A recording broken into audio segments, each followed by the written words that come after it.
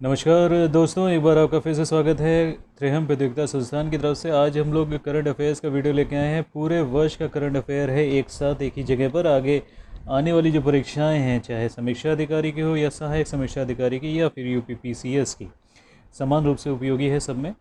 तो चलिए समय वेस्ट न करते हुए जल्दी से शुरू करते हैं इसको। करंट अफेयर्स बजट को लेकर चलते हैं। सबसे पहले बजट 2020-21 का 1 फरवरी 2020 को प्रस्तुत किया गया। इसका आकार जो था वो 30,42,230 करोड़ रुपए का था।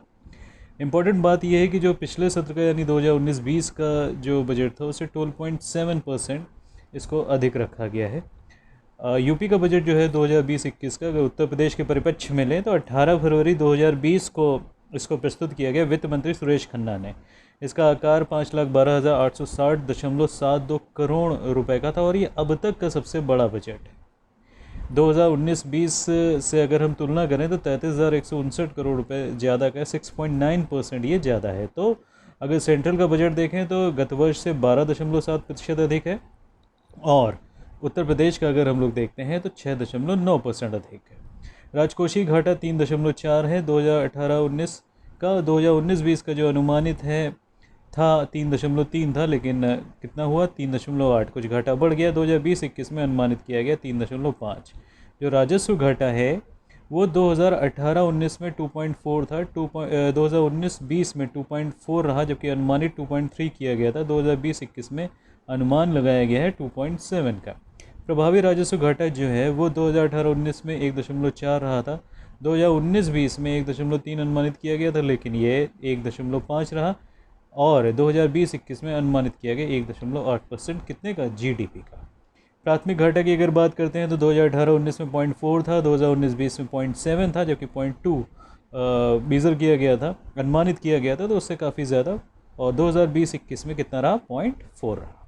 ठीक है, चलिए आय और व्यय की देयताएं देख लेते हैं। तो उधार एवं अन्य देयताएं जो होती है, जो आय है सरकार की आय, उधार व अन्य देयताओं से लगभग 20% आती है और जीएसटी और निगम कर से दोनों से 18% के आसपास आती है। जो व्यय है वो करों व शुल्कों में जो राज्य का हिस्सा है उसमें 20%, ब्याज भुगतान जो है उसमें 18% और केंद्र सरकार की योजनाएं जो है उसमें 13% है। ये इसमें दिखाया गया इस बजट में।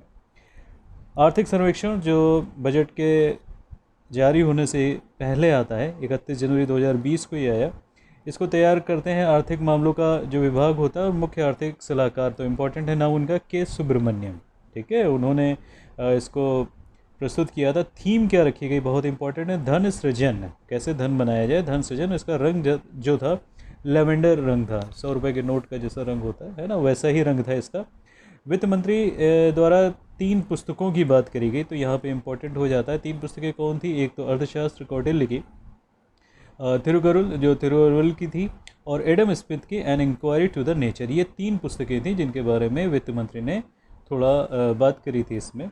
2019-20 में के जो थर्ड क्वार्टर तक 5% आर्थिक वृद्धि रही थी और 2020-21 में 6 से 6.5% की अनुमानित, ये बजट के बारे में बात हो रही है, अब तो ये अनुमान काफ़ी नीचे आ गया है।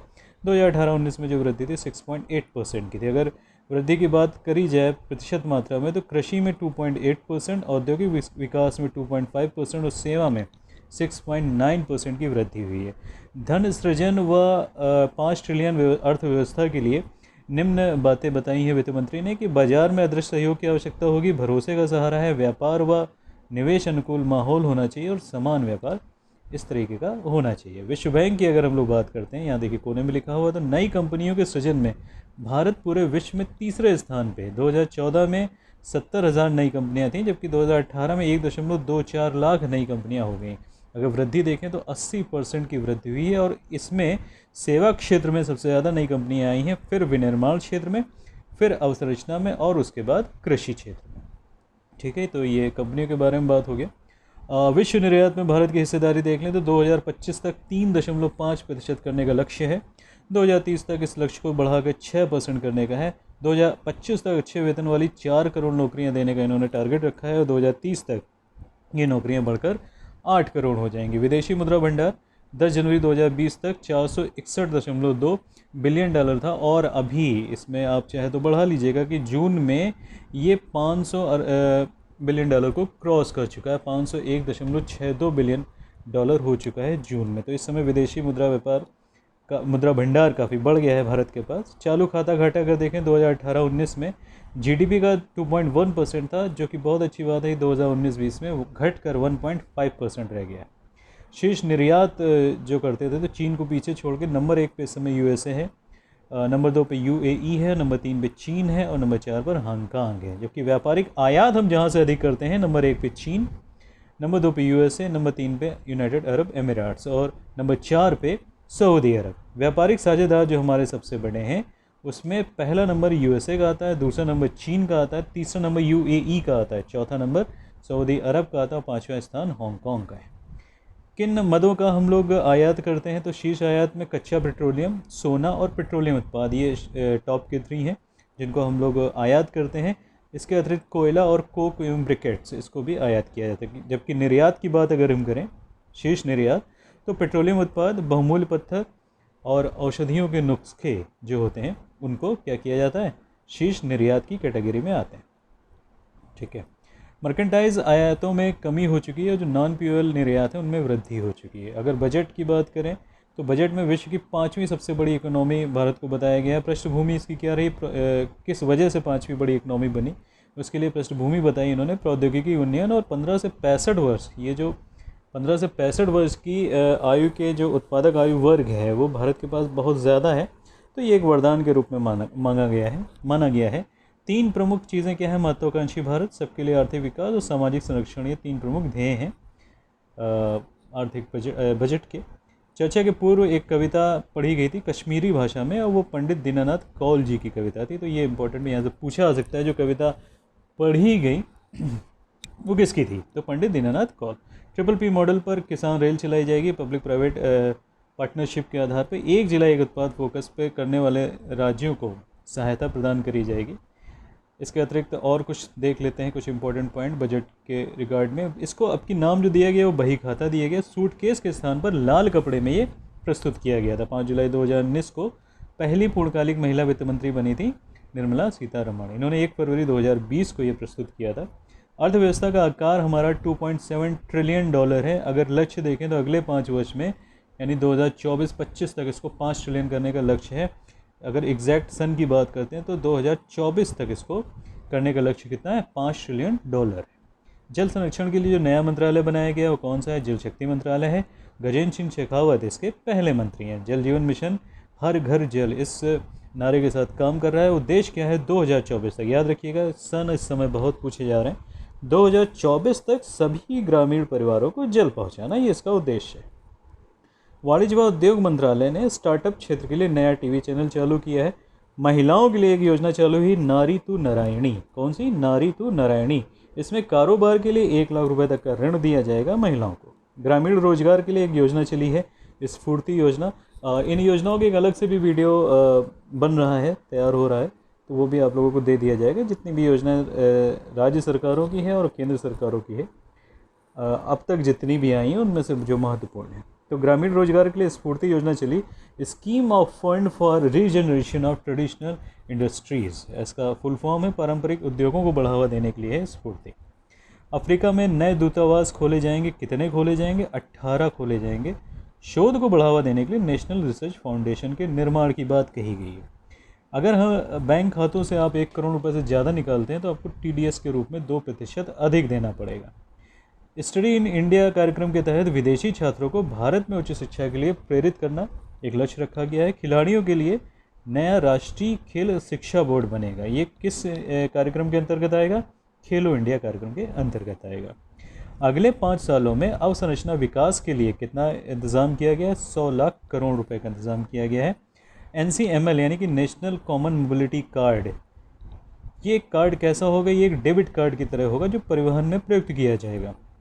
पूर्ण रूप से ये भारत में बनाया गया है और इसको लिंक किया गया है रुपे कार्ड से। जो रुपे कार्ड होता है उससे लिंक किया गया है। जैसे बस में आप यात्रा कर रहे हो या टोल टैक्स में आपको टोल भरना हो, पार्किंग में है और कुछ स्तर तक पैसा निकालने में भी इसका प्रयोग किया जा सकता है।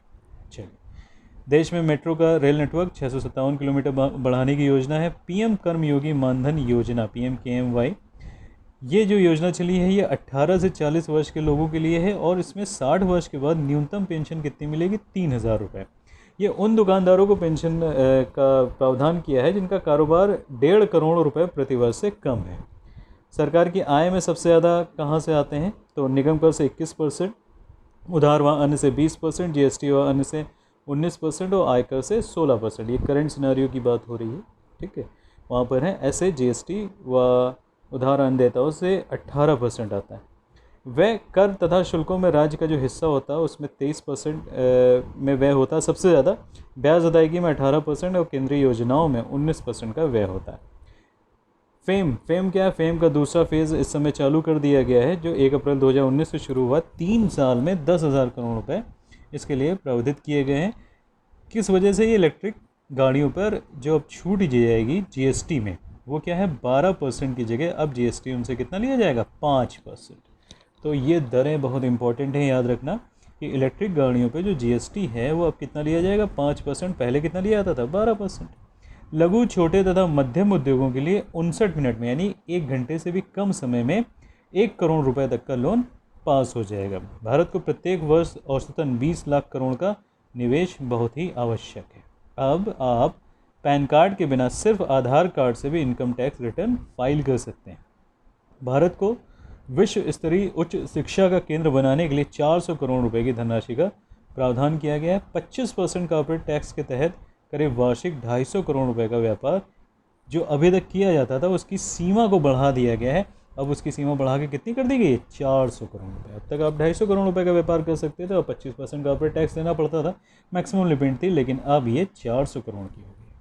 प्रधानमंत्री सड़क योजना के अंतर्गत क्या हो? अगले 5 सालों में 1.25 लाख किलोमीटर सड़क बनाने का लक्ष्य रखा गया है। जो जल शक्ति मिशन है, जो नया मिशन है, अभी ऊपर हमने बात करी, गजेंद्र सिंह शेखावत जिसके मंत्री हैं, 256 जिलों में, याद रखिएगा 256 जिलों में कुल 1592 खंड बनाने का इनका लक्ष्य है। प्रत्यक्ष कर जो 2013-14 में जमा किया गया था वो 6.38 लाख करोड़ था। तो अगर हम 5 साल के बाद उसकी स्थिति देखते हैं 2018-19 में, तो ये बढ़कर 11.37 लाख करोड़ हो गया। ध्यान दीजिएगा, जीएसटी जो है हमारा वो अप्रत्यक्ष कर होता है। अब जरा डिवाइडेशन देख लेते हैं कि बजट 2019-20 में किस विभाग को कितनी धनराशि मिली है, ठीक है। मनरेगा को 60,000 करोड़ रुपए मिला है। प्रधानमंत्री किसान सम्मान निधि योजना को 75,000 करोड़ रुपए मिले हैं। प्रत्येक ग्रामीण तक बिजली व स्वच्छ ईंधन 2022 तक पहुंचाना ये इनका लक्ष्य है। सब्सिडी किस पे मिलेगी? पेट्रोलियम पे, उर्वरक पे और खाद पे। जो न्यू स्पेस इंडिया लिमिटेड है, NSIL, ये अंतरिक्ष विभाग की नई वाणिज्यिक शाखा है। इसको याद रखिएगा, इंपॉर्टेंट है। अंतरिक्ष विभाग की जो नई वाणिज्यिक शाखा है उसका नाम क्या है? New space India limited. पशुधन गणना की बात कर लेते हैं। 20वीं पशुधन गणना थी ये, 19वीं 2012 में हुई थी, 20वीं 2019 में हुई थी, 21वीं अब कब होगी? 2026 में, यानी कि प्रत्येक 7 वर्ष के अंतराल में होती है, ठीक है। इसकी रिपोर्ट्स आती हैं 7 वर्ष के अंतराल में। कुल पशुधन आबादी जो है हमारे पास कितनी है? 535.78 मिलियन। कितनी वृद्धि हुई? 4.6%। मवेशियों की अगर कुल संख्या की बात करी जाए तो 0.8% की वृद्धि हुई है। 192.49 मिलियन की वृद्धि हुई है। संख्या की अगर बात करी जाए तो सबसे ज़्यादा मवेशी हैं, उसके बाद बकरी आती हैं, फिर भैंस आती हैं, फिर भेड़ हैं और फिर सूअर हैं। राज्यों का स्थान जो है वो पशुधन में, सबसे पहला पशुधन में यूपी का है, दूसरा स्थान राजस्थान का है और तीसरा स्थान किसका है? मध्य प्रदेश का है। मवेशियों की संख्या में अगर सिर्फ मवेशियों की बात करते हैं तो नंबर 1 स्थान पे कौन आता है? MP आता है और नंबर 2 पर यूपी आता है। यहाँ पे जो यूपी का पहला स्थान था पशुधन में था और मवेशियों में पहला स्थान किसका है? MP का है। लेकिन सिर्फ अगर भैंस की आप बात करते हैं तो यूपी का पहला स्थान है, दूसरा स्थान किसका है? राजस्थान का है, ठीक है। कुछ अभियान भी चले थे 2025 तक, इनको टीबी का उन्मूलन कर देना है, तो टीबी हारेगा देश जीतेगा, ये अभियान चलाया है इन्होंने। स्वास्थ्य क्षेत्र में 69,000 करोड़ रुपए का प्रावधान किया गया है। इसके अंतर्गत जो प्रधानमंत्री जय यानी कि प्रधानमंत्री जन आरोग्य योजना है उसके लिए 6400 करोड़ रुपए का प्रावधान है। जल जीवन मिशन को 3.60 लाख करोड़ रुपए दिए गए हैं और ये पिछले बजट में ही प्रोवाइड करा दिए गए थे। स्टडी इन इंडिया के तहत जो एशिया और अफ्रीकी देश हैं तो वहाँ पे इनसेट नामक कार्यक्रम चलाया जाएगा। 2020-21 में शिक्षा के लिए 99,300 करोड़ रुपए दिए गए, जबकि कौशल विकास के लिए 3,000 करोड़ रुपए दिए गए। सिंधु अपने भाषण में कहा वित्त मंत्री ने कि सिंधु लिपि को पढ़ने की सफलता प्राप्त कर ली गई है, लेकिन कितनी और क्या हुई इस बात का उल्लेख नहीं किया है उन्होंने। 5 नए स्मार्ट शहर विकसित किए जाएंगे, अब तक 100 हो गए और पूरे विश्व में 100 स्मार्ट शहरों वाला एकमात्र देश भारत है। उच्चतर निर्यात ऋण वितरण हासिल करने की जो योजना है वो क्या है, निर्वीक योजना है, जो उच्चतर निर्यात ऋण वितरण को हासिल करेगा। 5 पुरातत्व स्थलों का विकास की भी बात करी है जो सिंधु घाटी सभ्यता से संबंधित है। कुछ राखी गढ़ी जो हरियाणा में है, हस्तिनापुर जो उत्तर प्रदेश में है, शिवसागर जो असम में है, धौलावीरा जो गुजरात में है, आदिचन तल्लूर जो तमिलनाडु में है। इसके अतिरिक्त जनजातीय संग्रहालय खोला जाएगा। कहाँ खोला जाएगा? रांची में खोला जाएगा। पोत संग्रहालय कहाँ खोला जाएगा? लोथल में खोला जाएगा। ठीक है, जनजातीय रांची में, पोत संग्रहालय लोथल में। G20 जो 2022 में होना है, भारत उसकी अध्यक्षता करेगा। उसके लिए 100 करोड़ रुपए का फंड अलग से निकाल कर रख लिया गया है। विनिर्माण क्षेत्र में निगम कर जो कॉर्पोरेट टैक्स होता है उसमें थोड़ा सा चेंज किया गया है। जो नई कंपनी आएंगी उनके लिए अब ये 15% कर दिया गया है और जो मौजूदा कंपनियां हैं उनके लिए 22% कर दिया है, जिससे वे लोग यहाँ निवेश के लिए आकर्षित हों। विवाद से विश्वास योजना, ठीक है, तो प्रत्यक्ष करों की मुकदमेबाजी को कम करने के लिए विवाद से विश्वास योजना इस बजट में लाई गई, जबकि पिछले बजट में क्या योजना थी? सबका विश्वास। तो देखिए यहाँ पर ये योजना आपकी जो लाई गई प्रत्यक्ष कर के लिए लाई गई। पिछले बजट में जो योजना थी वो किसके लिए थी? अप्रत्यक्ष कर के लिए थी। जैसे जीएसटी हो गया, जीएसटी हमारा अप्रत्यक्ष है ना। 2006 से 2016 के बीच में गरीबी से 27.1 करोड़ लोग बाहर आए हैं इन 10 सालों में। कुसुम योजना ये किसके लिए है? किसानों को 20 लाख पंप सेट प्रोवाइड कराने के लिए कुसुम योजना है। धन लक्ष्मी योजना, महिलाओं के जो स्वयं सहायता समूह होते हैं, सेल्फ हेल्प ग्रुप्स, SHGs होते हैं, उनके लिए धन लक्ष्मी योजना चल रही है। भारत वन स्थिति रिपोर्ट के बारे में भी बात कर लेते हैं। 1987 से ये रिपोर्ट प्रस्तुत करी जा रही है। आपकी 16वीं रिपोर्ट थी ये। 2019 में जो है 30 दिसंबर 2019 को इसके आंकड़े आ गए हैं। तो वनावरण जो है 21.67% है, बहुत इंपॉर्टेंट है। वनावरण कितना है? 21.67%। वृक्षावरण कितना है? 2.89%। और कुल कितना हो गया? 24.56%। अगर 8,07,276 वर्ग किलोमीटर का एरिया 24.6% के अंतर्गत आता है। 2017 की तुलना में देखें तो ये बहुत इंपॉर्टेंट है क्योंकि हर 2 वर्ष में होती है। 2017 की तुलना में 5188 वर्ग किलोमीटर बढ़ा है, यानी 0.65%। कुल मैंग्रोव वन की अगर बात कर लेते हैं तो 4975 वर्ग किलोमीटर है और इसमें 54 वर्ग किलोमीटर की वृद्धि हुई है। सर्वाधिक वन क्षेत्रफल में कौन आता है? तो सर्वाधिक वन क्षेत्रफल में, इसको थोड़ा बड़ा कर लेते हैं, सर्वाधिक वन क्षेत्रफल में मध्य प्रदेश का पहला स्थान है, दूसरा स्थान अरुणाचल प्रदेश का है, तीसरा स्थान किसका है? छत्तीसगढ़ का है। अगर हम वनों का प्रतिशत देखते हैं, ये तो वन क्षेत्रफल था, अगर हम प्रतिशत देखते हैं, प्रतिशत मात्रा वनों की, तो सर्वाधिक प्रतिशत वन को कहाँ है? मिजोरम में है, उसके बाद अरुणाचल में है, फिर मेघालय में है। वनावरण हमारा 6.15% है। वृक्षावरण कितना है? 3.05%। कहाँ पर? यूपी में, उत्तर प्रदेश में। और कुल जो है इनका वो 9.20% है। 6.15 वनावरण, वृक्षावरण 3.05%। इंडिया जस्टिस रिपोर्ट ये कब आती है? 2019 में। ये इसके प्रस्तुतकर्ता कौन है? टाटा ट्रस्ट। ठीक है, तो इंडिया जस्टिस रिपोर्ट 2019 के अनुसार पहला स्थान महाराष्ट्र का है न्याय करने में और अंतिम स्थान अपने उत्तर प्रदेश का है। पहला भारत नवाचार सूचकांक जो किसके द्वारा लाया गया है? नीति आयोग के द्वारा। तो बड़े राज्यों में नंबर 1 कौन है? कर्नाटक है। नंबर 2 पे तमिलनाडु है। अंतिम में कौन है? झारखंड है। केंद्र शासित प्रदेश और छोटे राज्यों में नंबर 1 पे दिल्ली है। पूर्वोत्तर और पहाड़ी राज्यों में नंबर 1 पर सिक्किम है।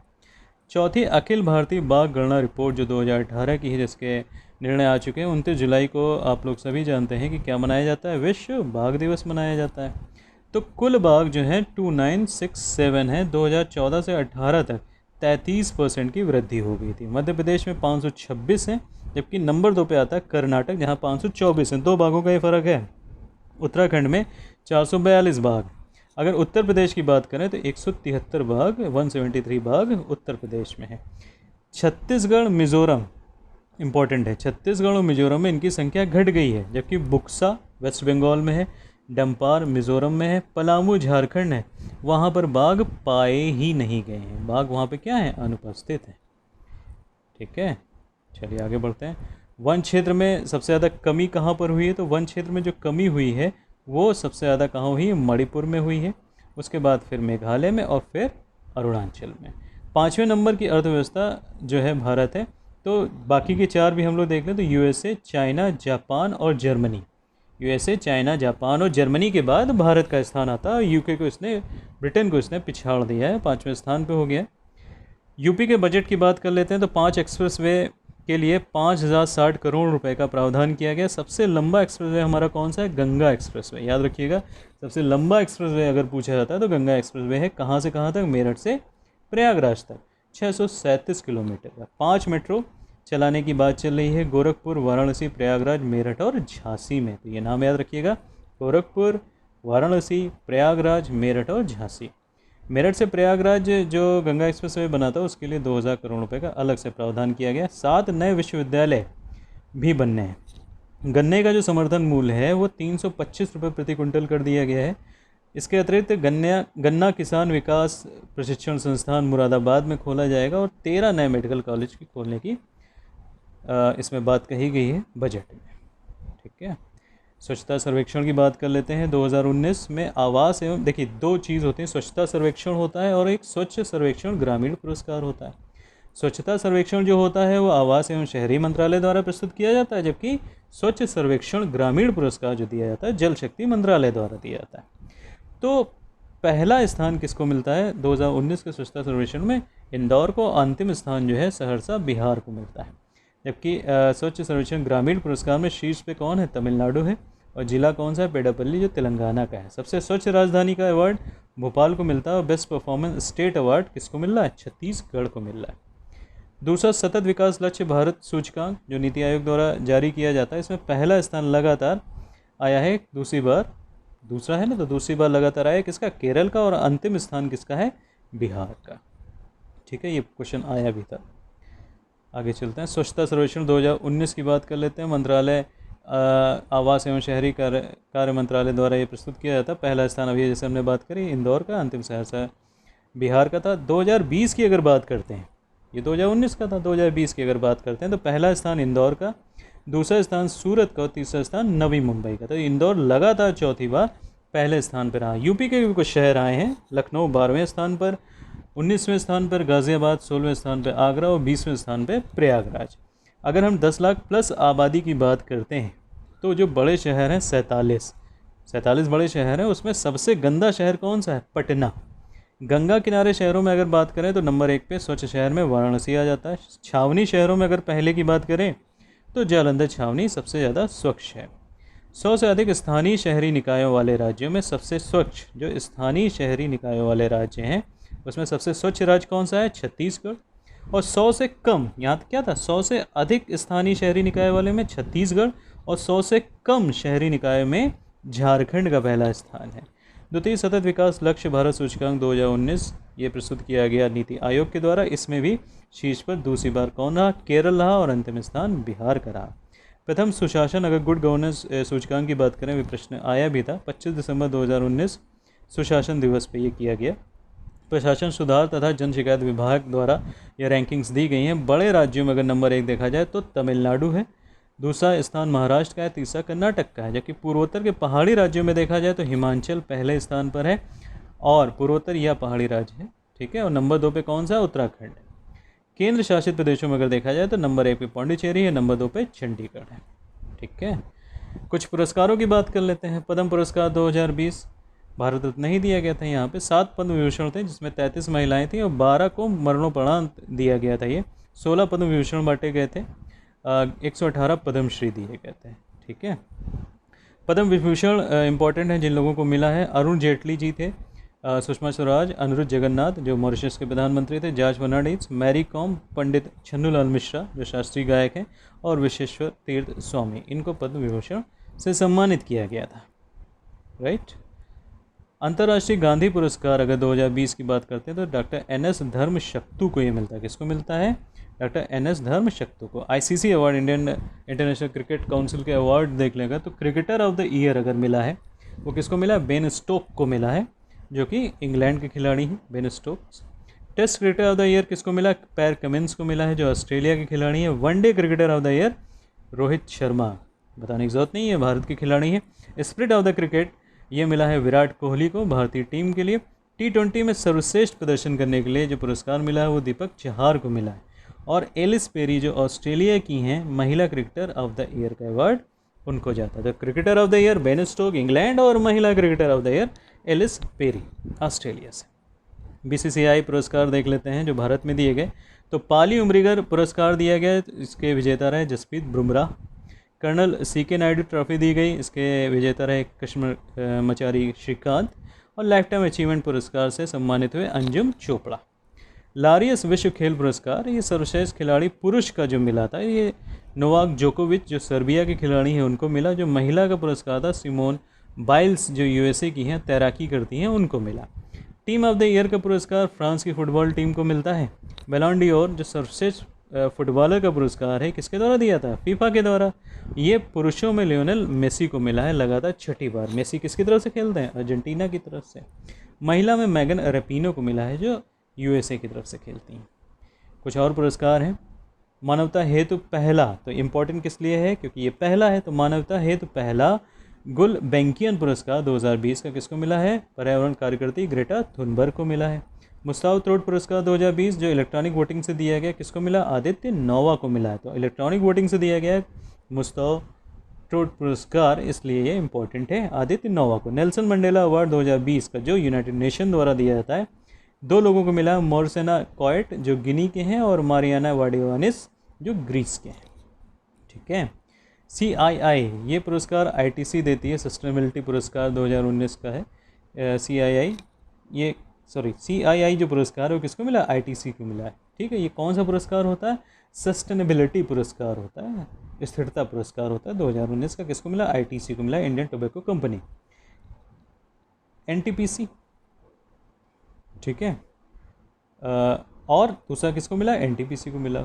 Hero to the animals award 2020, hero to the animals award 2020 किसको मिला है? नवीन पटनायक को। यहाँ पर फिर से देख लीजिए, ये जो CII पुरस्कार है ITC सस्टेनेबिलिटी पुरस्कार 2019 किसको मिला? NTPC को मिला है। ठीक है। यहाँ पे कन्फ्यूज़न हो गया थोड़ा सा। तो CII पुरस्कार फिर से देख लीजिए किसके द्वारा दिया जाता है? ITC सस्टेनेबिलिटी पुरस्कार होता है। तो किसके द्वारा दिया जाता है? ITC के द्वारा दिया जाता है। तो ये किस कंपनी को मिला है? NTPC को मिला है। ठीक है। Hero to the animals award 2020 ये नवीन पटनायक को मिला है अवार्ड जो CM है उड़ीसा के। UNESCO Guillermo Cano world press freedom award 2020 का जेनत बिडोया लिमा को मिला है। रिचर्ड डॉकिंस पुरस्कार 2020 ये जावेद अख्तर को मिला है, इंपॉर्टेंट है। रिचर्ड डॉकिंस पुरस्कार 2020 का जावेद अख्तर को मिला। पुलित्जर पुरस्कार 2020 में क्रिस्टोफर नाइट को मिला है। नासा विशिष्ट सेवा पदक 2020 का किसको मिला? रंजीत कुमार को। विश्व खाद्य पुरस्कार 2020 डॉक्टर रतन लाल जी को दिया गया है। मोहन बागान लाइफ टाइम अचीवमेंट अवार्ड 2020 ये अशोक कुमार जी को दिया गया है हॉकी के लिए, प्रणब मुखर्जी फुटबॉल के लिए और मनोरंजन पटेल एथलीट के लिए दिया गया। ठीक है। तो इनको दिया है। प्रणब मुखर्जी राष्ट्रपति नहीं है अपने, दूसरे हैं ये। ग्रेट प्रवासी सम्मान 2020 ये USA द्वारा दिया गया सिद्धार्थ मुखर्जी को और राज चेट्टी को। Mendel of the order of Australia पुरस्कार किसको मिला है? शोभा शेखर को मिला है जो भारतीय संगीतकार है। प्रिट्जगर आर्किटेक्चर पुरस्कार 2020 का यावोन पारेल को मिला है और शैली मैकनामरना को मिला है। प्रिट्जगर आर्किटेक्चर पुरस्कार यावोन और शैली। राष्ट्रमंडल लघुगधा पुरस्कार 2020 का एशिया का जो है वो कृतिका पांडे जी को मिला है। United nation military gender advocate of the year 2019 ये किसको मिला है? ये मेजर सुमन गवानी जी को मिला है। टाइलर पुरस्कार 2020 बहुत इंपॉर्टेंट है। पवन सुखदेव और डॉक्टर ग्रेचन सी दिल्ली को संयुक्त रूप से मिला है टाइलर पुरस्कार। डैन डेविड पुरस्कार 2020 प्रोफेसर गीता सेन को मिलता है। किसको मिलता है? प्रोफेसर गीता सेन को मिलता है। Ambassador of the conscious award 2019 Greta Thunberg और फ्राइडेज, ग्रेटा थुनबर्ग को मिलता है। उनका एक अभियान चला था फ्राइडेज फॉर फ्यूचर, उसको मिलता है, दोनों को मिलता है। राइट लिवलीहुड पुरस्कार 2020 ग्रेटा थुनबर्ग को मिलता है। ठीक है। तो दोनों इंपॉर्टेंट हैं क्योंकि एक ही शख्सियत को मिल रहे हैं। डेनी काये मानवतावादी पुरस्कार, ये डेनी काये मानवतावादी पुरस्कार ये किसको मिला है? प्रियंका चोपड़ा को मिला है। एबेल पुरस्कार जो 2020 का है, 2019 का तो सभी जानते हैं, एलेन बक को मिला था। एबेल पुरस्कार किस क्षेत्र में दिया जाता है? गणित के क्षेत्र में। तो गणित का नोबेल भी कहते हैं इसको। तो नोबेल पुरस्कार गणित में नहीं दिया था, फिजिक्स केमिस्ट्री में तो दिया था, गणित में नहीं दिया था। गणित के लिए उसका नाम एबल लग दिया था। 2019 में कौन थी? उक्लेनबर्ग। 2020 में हिलेल कुरेस्टेनबर्ग और ग्रेगरी मार्गुलिस, इन दोनों को मिला हुआ है। ठीक है, आगे बढ़ते हैं, अन्य पुरस्कार देख लेते हैं। ई पंचायत पुरस्कार किस राज्य को मिला है? हिमाचल प्रदेश को, बहुत इंपॉर्टेंट है। गांधी नोबल शांति पुरस्कार 2020 का गांधी पीस फाउंडेशन को मिला है, नेपाल द्वारा दिया जाता है। ये डॉक्टर कन्हैया त्रिपाठी को मिला है, यानी कि गांधी नोबल शांति पुरस्कार किसके द्वारा दिया जाता है? गांधी पीस फाउंडेशन द्वारा, नेपाल में है ये। और ये किसको मिला है? डॉक्टर कन्हैया त्रिपाठी को मिला है। 29वां जी डी बिरला पुरस्कार अगर देखें तो प्रोफेसर रूप मलिक को मिला है। प्रधानमंत्री मातृ वंदना योजना पुरस्कार 2020 के लिए मध्य प्रदेश राज्य को चुना गया है। PETA person of the year 2019 ये विराट कोहली को मिला है। PETA person of the year 2019 Virat Kohli को मिला है। इंदिरा गांधी शांति पुरस्कार निशस्त्रीकरण व विकास पुरस्कार, ये एक ही नाम है, डेविड एटनबरो को मिला है। 31वां इंदिरा गांधी राष्ट्रीय एकता पुरस्कार किसको मिला? चंडी प्रसाद भट्ट जी को मिला है। भारत भारती सम्मान किसको मिला है? जो यूपी हिंदी संस्थान द्वारा दिया जाता है, डॉक्टर उषा किरण खान को। प्रथम विश्व कृषि पुरस्कार 2018 का प्रोफेसर MS स्वामीनाथन, जो हरित क्रांति के जनक थे, उनको मिला हुआ है। डॉक्टर कलाम स्मृति अंतर्राष्ट्रीय उत्कृष्टता पुरस्कार, बहुत इंपॉर्टेंट है, शेख हसीना जी को मिला है, जो बांग्लादेश की प्रधानमंत्री हैं। शास्त्र रामानुजम पुरस्कार 2019 प्रोफेसर एडम हार्बर को मिला है, जो इंग्लैंड के हैं। राष्ट्रीय तानसेन पुरस्कार सम्मान पंडित विद्याधर व्यास जी को मिला है। ठीक है, चलिए आगे बढ़ते हैं। 65वां फिल्म फेयर पुरस्कार 2020 ये गुवाहाटी में दिया गया। फिल्म कौन सी थी? गली बॉय। कुल 13 पुरस्कार मिले। अभिनेता रणवीर सिंह, अभिनेत्री आलिया भट्ट, निर्देशक जोया अख्तर। ठीक है, time person of the year Greta Thunberg, जो स्वीडन की थी, उनको मिला है time person of the year. साहित्य अकादमी पुरस्कार 2019 की बात हो रही, नंद किशोर आचार्य जी को, जो हिंदी में इनका काव्य कौन सा था? छलकते आंसू। और शशि थरूर को पहली बार अंग्रेजी भाषा में दिया गया है। शशि थरूर को इनका गद्य संग्रह जो था एन एरा ऑफ डार्कनेस, उसके लिए मिला। 33वां, याद रखिएगा, 33वां मूर्ति देवी पुरस्कार 2019 डॉक्टर विश्वनाथ प्रसाद तिवारी जी को मिला है, उनकी आत्मकथा अस्थि और भवती के लिए। मिस वर्ल्ड जो प्रतियोगिता थी वो यूनाइटेड किंगडम में संपन्न हुई थी, 69वीं प्रतियोगिता थी। ठीक है, टोनी एन सिंह जो जमैका की हैं वो मिस वर्ल्ड बनी। फर्स्ट रनर अप अकीलो मेंजिनो रहीं, जो फ्रांस की थी, और सेकंड रनर अप सुमन राव रहीं, जो भारत की थी।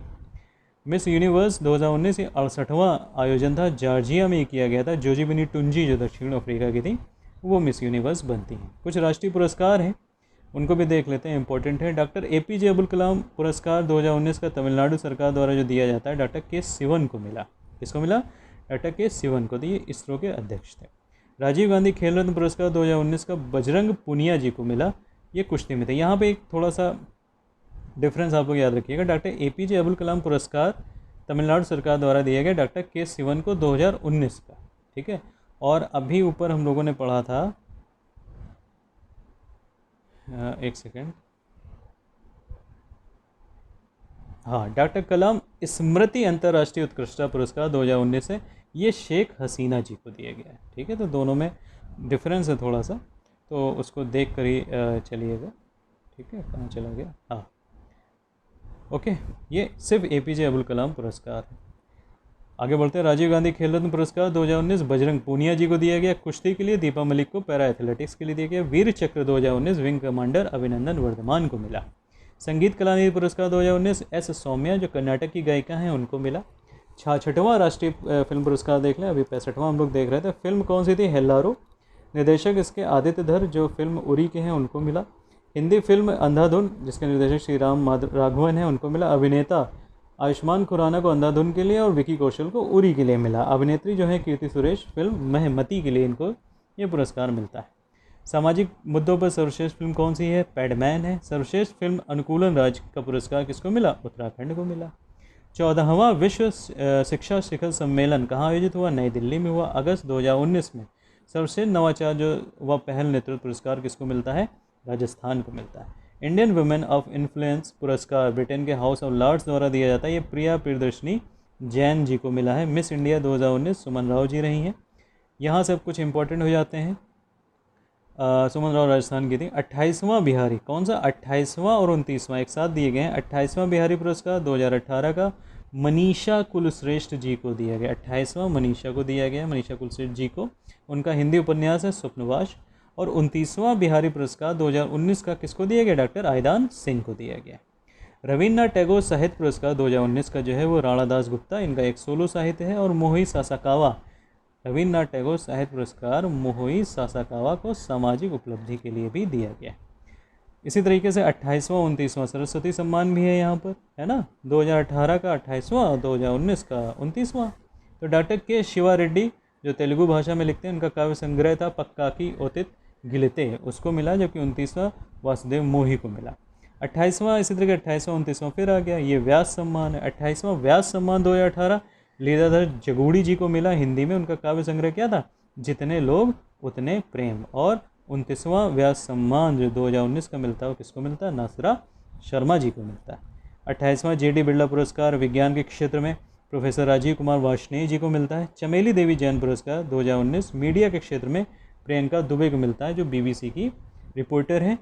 पहला भगवान महावीर अहिंसा पुरस्कार 2019 अभिनंदन वर्धमान। अशोक चक्र 2019 किसको मिला, लांस नायक नज़ीर अहमद वानी को मिला, इनकी मृत्यु के बाद मरणोपरांत। गांधी शांति पुरस्कार एक साथ दिए गए हैं, तो इसकी बात कर लेते हैं। 2015 का जो दिया गया है वो विवेकानंद केंद्र कन्याकुमारी को, 2016 का अक्षय पत्र व सुलभ इंटरनेशनल को, 2017 का एकल अभियान ट्रस्ट को, 2018 का मोहिई सासाकावा को। ऊपर अभी बात कर चुके हैं हम लोग इसमें। भारत रत्न ये 2019 का है, हालांकि पुराना हो गया, फिर भी देख लेते हैं। प्रणब मुखर्जी जी को मिला है, नाना देशमुख और भूपेन हजारिका को मरणोपरांत मिला है। पद्म पुरस्कार 2019 एक कुल 112 बांटे गए थे। पद्म विभूषण किसको किसको मिला था, 2019 की बात हो रही। तीजन, अभी हम लोग 2020 का देख चुके हैं। तीजन भाई इस्माइल उमर गुले जो जिबूती के राष्ट्रपति थे, अनिल कुमार मणिभाई नाइक जो व्यापारी हैं, बलवंत मोरेश्वर पुरुंद्रे जो कला क्षेत्र में। पद्म भूषण 14, पद्मश्री 94 थे। इंपॉर्टेंट है 54वां ज्ञानपीठ पुरस्कार, तो 54वां 55वां यहाँ पे दोनों आए थे। 54वां ज्ञानपीठ पुरस्कार 2018 के लिए अमिताभ घोष को मिलता है, अंग्रेजी में ये पहली बार मिला, याद रखिएगा। ज्ञानपीठ पुरस्कार है वो अंग्रेजी में पहली बार मिला है अमिताभ घोष को। 55वां ज्ञानपीठ पुरस्कार 2019 में अकीथम अच्युतम नंबूदरी को मिला है, जो मलयालम भाषा में लिखते हैं। पहला विश्व कृषि पुरस्कार अभी ऊपर हम लोग बात कर चुके हैं, प्रोफेसर MS स्वामीनाथन को मिला है। भारत भारती सम्मान इंपॉर्टेंट है, उत्तर प्रदेश हिंदी संस्थान द्वारा दिया जाता है। 2017 का डॉक्टर रमेश चंद्र शाह जी को मिला है। 2018 का डॉक्टर उषा किरण खान जी को मिला है। दादा साहब फाल्के पुरस्कार की बात करें तो 2018 का जो दादा साहब फाल्के पुरस्कार था वो 50वां था, वो अमिताभ बच्चन जी को मिला है, जबकि 49वां सम्मान विनोद खन्ना जी को मिला है उनकी मृत्यु के बाद। पहला गौरी लंकेश अवार्ड 2019 ये रवीश कुमार जी को मिला है। डॉक्टर कलाम स्मृति अंतर्राष्ट्रीय उत्कृष्टता पुरस्कार 2019 शेख हसीना को, अभी ऊपर बात कर चुके हैं, प्रधानमंत्री बांग्लादेश के लिए, उनको मिला। राष्ट्रीय तानसेन सम्मान 2018 मंजू मेहता जी को मिला सितार वादन के लिए। PETA person of the year 2018 Sonam Kapoor को है। 2019 का किसको मिला था, विराट कोहली को मिला था। 29वां राजीव गांधी राष्ट्रीय सद्भावना पुरस्कार 29वां जो था वो गोपाल कृष्ण गांधी को मिलता है। संतो कावा मानवतावादी पुरस्कार कैलाश सत्यार्थी व S किरण राव को मिला है 2018 का। राष्ट्रीय किशोर कुमार सम्मान जो मध्य प्रदेश सरकार द्वारा दिया जाता है 2017-18 के लिए वहीदा रहमान जी को मिला था, और प्रियदर्शन को 2018-19 के लिए मिला। शास्त्र रामानुजन पुरस्कार 2019 प्रोफेसर एडम हार्पर को मिलता है, इंग्लैंड के हैं ये। योग के संवर्धन और विकास में उल्लेखनीय योगदान के लिए जो प्रधानमंत्री पुरस्कार है योग के संवर्धन के लिए, वो 2 श्रेणी में है। व्यक्तिगत श्रेणी में राष्ट्रीय पुरस्कार मिलता है स्वामी राजर्षि मुनि को, जो लाइफ मिशन ऑफ गुजरात के हैं, और अंतर्राष्ट्रीय श्रेणी में मिलता है ए रोजी को, जो इटली में है। जबकि संगठन की देखी जाए तो राष्ट्रीय संगठन बिहार स्कूल ऑफ योगा मुंगेर का है, इसको मिलता है। अंतर्राष्ट्रीय संगठन है जापान योग निकेतन संगठन, जापान का, इनको मिलता है। नोबेल पुरस्कार यद्यपि थोड़ा पुराना हो गया लेकिन फिर भी देख लेते हैं हम लोग। अर्थशास्त्र में अभिजीत बनर्जी, एस्पर डेफ्लो और माइकल क्रेमर, इन तीनों को मिलता है। ये अभिजीत बनर्जी और एस्पर डेफ्लो क्या हैं, भारतीय अमेरिकी हैं। शांति का पुरस्कार किसको मिलता है, अबी अहमद अली को मिलता है, जो इथियोपिया के प्रधानमंत्री थे। साहित्य में 2018 का ओल्गा टुकरजर को मिला, पोलैंड की, इनको मैन बुकर इंटरनेशनल भी 2019 का मिला, और 2019 का पीटर हैंडके को मिला, ऑस्ट्रिया के ये। रसायन के क्षेत्र में देखें तो ये दोनों 2018-2019 के एक साथ दिए गए थे, 2018 ओल्गा टुकरजर और 2019 पीटर हैंडके। रसायन का देखा जाए तो जानवी गुड इनफ जो सबसे ज़्यादा उम्र के हैं ये पुरस्कार प्राप्त करता, 97 वर्ष के, उनको दिया गया। स्टैनली विटिंगटन ब्रिटेन के हैं, इनको दिया गया। अकीरा योशिनी जापान की हैं, इनको मिला गया। लिथियम आयन बैटरी के विकास के लिए इन लोगों को मिला है। भौतिक का अगर हम लोग देख लें तो मिशेल मेयर व डिडियर क्लूलोज जो स्विट्ज़रलैंड के हैं, इनको मिलता है, और जेम्स पीबल जो कनाडियाई अमेरिकी हैं, इनको मिलता है भौतिक विज्ञान के क्षेत्र में। चिकित्सा विज्ञान का अगर देखा जाए तो विलियम जी कॉलिन जूनियर यूएसए के हैं और सर पीटर जे रेडक्लिफ यूके के हैं, इन लोगों को कंबाइंड रूप से। साथ ही में ग्रेग एल सेमेंजा जो यूएसए के हैं, इनको मिलता है। एशिया पर्यावरण परिवर्तन पुरस्कार रमेश पांडे को मिलता है, यूनेप द्वारा दिया जाता है। अंतर्राष्ट्रीय बाल शांति पुरस्कार 2019 किसके द्वारा दिया गया? किड्स राइट फाउंडेशन द्वारा। डिवीना मलोम जो कैमरून की है और ग्रेटा थुनबर्ग स्वीडन की है, इनको दिया गया है। ऑस्कर पुरस्कार की बात कर लें तो 92वें ऑस्कर पुरस्कार 2020 में जो भारतीय फिल्म नामित हुई कौन सी हुई? गली बॉय हुई। Ambassador of conscious award 2019 amnesty international द्वारा दिया जाता है, ये भी ग्रेटा थुनबर्ग को मिला फ्राइडेज फॉर फ्यूचर के लिए, ऊपर बात कर चुके हैं हम लोग। माननीय प्रधानमंत्री नरेंद्र मोदी जी को जितने अवार्ड मिले हैं उनके बारे में देख लेते हैं। ऑर्डर ऑफ द सेंट एड्यू द एपोस्टल, ये रूस का सर्वोच्च नागरिक पुरस्कार है। जायद मेडल, ये यूएई का सर्वोच्च नागरिक सम्मान है। प्रथम फिलिप कोटलर पुरस्कार प्रेसिडेंशियल अवार्ड है। सियोल शांति पुरस्कार 2018, champion of the Earth 2018 grand collar फिलिस्तीन का सम्मान। आमिर अमानुल्लाह खां अफ़गान का सर्वोच्च नागरिक सम्मान। किंग अब्दुल अजीज सैश पुरस्कार सऊदी अरब का सर्वोच्च नागरिक सम्मान। निशाने इज़ुद्दीन मालदीव का पुरस्कार। The king Hamad order of the Renaissance Bahrain का ये पुरस्कार। Global goalkeeper award Swachhata mission के लिए मिलिंडा बिल गेट्स फाउंडेशन के द्वारा इनको मिला है। द बुकर पुरस्कार किसको मिला है? 2019 का मैन बुकर पुरस्कार मार्गरेट एटवुड जो कनाडा की है, उनकी जो स्टोरी है द टेस्टामेंट, उसके लिए मिला है। दूसरी बार इन्होंने जीता है, पहली बार 2000 में जीता था, सन 2000 में जीता था। ए ब्लाइंड असासिन के लिए इनकी कृति थी। सर्वाधिक उम्र की हैं और ये दूसरी बार जीतने वाली दूसरी महिला है, तो ये फैक्ट थोड़े याद रखिएगा। ऐसे ये चौथी महिला है, लेकिन दूसरी बार जीतने वाली ये कौन सी है? दूसरी महिला है, सर्वाधिक उम्र की है। वन रोडाइक एवाजिस्टो ब्रिटेन के हैं, इनको मिला। उपन्यास इनका कौन सा था? Girl women and other. कौन सा? Girl women and other. किस लिए इंपॉर्टेंट है? क्योंकि पहली अश्वेत महिला है, अश्वेत ब्रिटिश लेखिका है ये। मैन बुकर इंटरनेशनल 2019 जो कालार्थी को मिलता है, जो ओमान की पहली लेखिका है। उपन्यास इनका क्या है? Celestial bodies. 2018 का ओल्डा टुगरजुक को मिला था द फ्लाइट्स के लिए, इनका उपन्यास था। 91वां जो ऑस्कर पुरस्कार है, तो ये पुराना हो गया तो इसको देखने की ज़रूरत नहीं है। 92 ऑस्कर पुरस्कार हम लोग देख लेते हैं।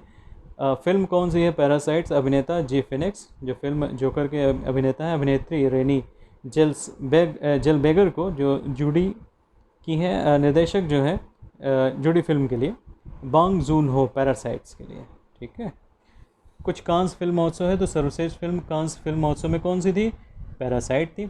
61वां ग्रैमी अवार्ड अगर देखते हैं तो एल्बम ऑफ द ईयर इसमें गोल्डन अवार्ड था क्रिसी मुग्रेस का। रिकॉर्ड ऑफ द ईयर और song of the year this is America था। लेकिन 62वां यहाँ से इंपॉर्टेंट हो जाता है। एल्बम ऑफ द ईयर क्या था?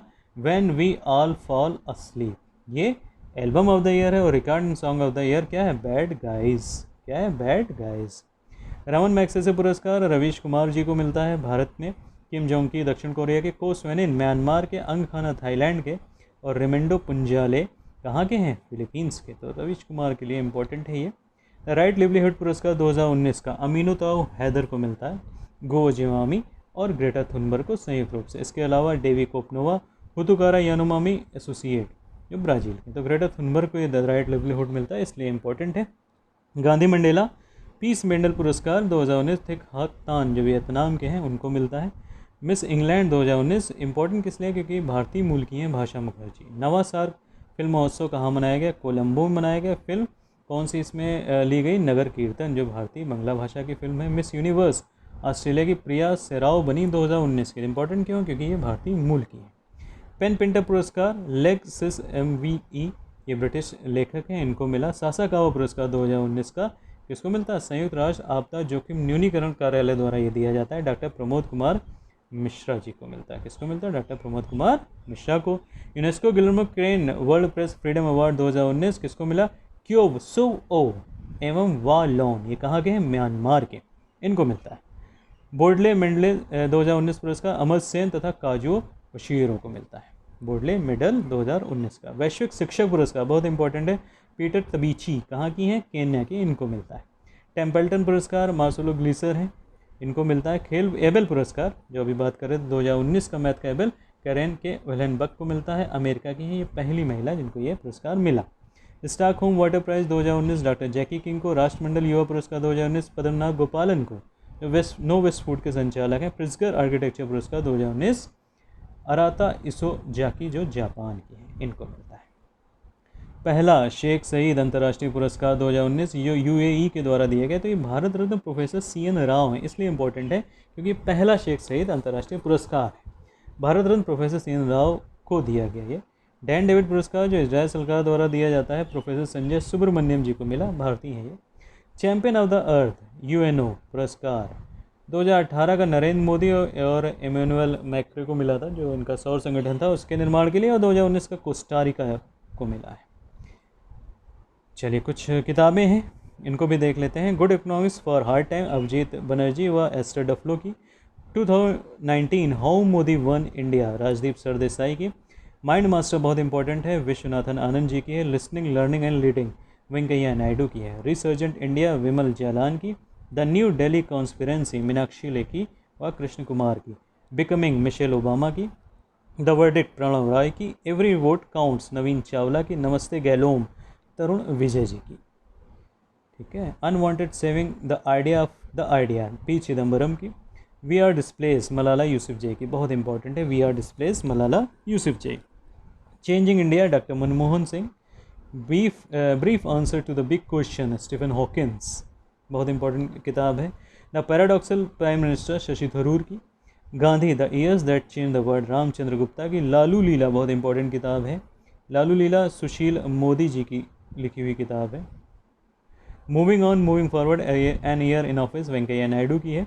11th hour M Hussain Zaidi ji की। द इंग्लिश पेशेंट माइकल ओदानसे की। करम योगी रामेन सिन्हा की, करम योगी रामेन सिन्हा की, बहुत इंपॉर्टेंट है। अनीता ग्रेट्स बेल अरुण शौरी जी की। अरुण शौरी की एक और किताब है कोर्ट्स एंड देयर जजमेंट।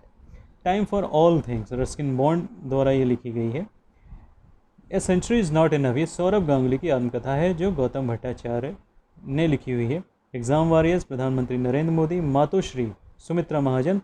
साक्षी भाव ज्योतिपुंज और सोशल हारमोनी, याद रखिए साक्षी भाव ज्योतिपुंज सोशल हारमोनी माननीय प्रधानमंत्री नरेंद्र मोदी द्वारा रचित है। कुछ और किताबें हैं। The end game S Hussain Zaidi. A song of India Ruskin Bond. The इका बाग JK रोलिंग। कागज़ की नाव बहुत इंपॉर्टेंट है, नासरा शर्मा जी की। माई सेडिशियस हार्ट अरुंधति राय जी की। लेसन्स लाइफ टाट मी अनलोइंगली अनुपम खेर जी की, इंपॉर्टेंट है। My life my mission Baba Ramdev. India unlimited Arvind Panagariya. Besharam Taslima Nasreen. ठीक है। Citizen Delhi my time my life Sheila Dikshit ji ने लिखी थी। The moments of lift Melinda Gates ने लिखी है। How to avoid a climate disaster, ये किसने लिखी है? बिल गेट्स ने लिखी है। The art of the deal Donald Trump ने लिखी है। अच्छा, ये भी किताबें लिखते हैं।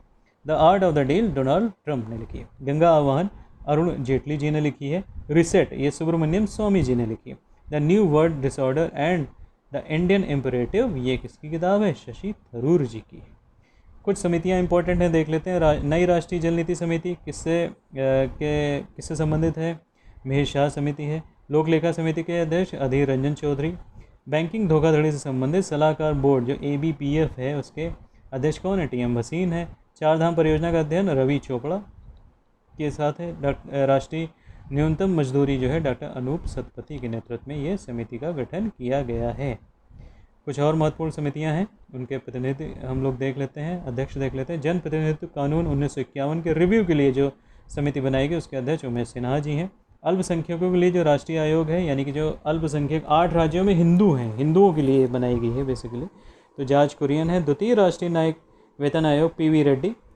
लोन संबंधी धोखाधड़ी हेतु समिति YN मालेगाम। NPA के निस्तारण हेतु जो समिति बनाई गई वो अमिताभ कांत जी की अध्यक्षता में बनाई गई, जबकि रेलवे में सुधार के लिए जो समिति बनी है वो विवेक देवराय की अध्यक्षता में बनी है। प्रत्यक्ष कर के सरलीकरण के लिए जो समिति बनी है अरविंद मोदी जी की अध्यक्षता में बनी है। इसके अलावा कुछ और नियुक्तियां हैं, देख लेते हैं। अध्यक्ष परमाणु ऊर्जा आयोग के कमलेश नीलकंठ व्यास जी बने हैं। अध्यक्ष DRDO के C सतीश रेड्डी बने हैं। अध्यक्ष भारतीय ओलंपिक संघ के नरेंद्र बत्रा जी बने हैं।